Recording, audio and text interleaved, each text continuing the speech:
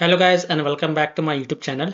In this video tutorial I will show you how to fix unable to connect to WB Games online services. Please check your connection. So if you're getting this error in the Lego Batman Legacy of the Dark Knight game, then here follow the fix. The fix is to move the game to the same drive as your Windows operating system, which is usually C drive. So if your game is installed on a secondary drive like D drive, that is what's causing the connection to fail. So just move the game to the same drive as your Windows operating system, which is usually C drive. For example, if your game is installed on D drive, E drive or F drive or external drive, then move or reinstall the game to C drive and then check. This fix will solve your issue. Now if still your problem is not solved, then you can also check the Lego Batman Legacy of the Dark Knight server status.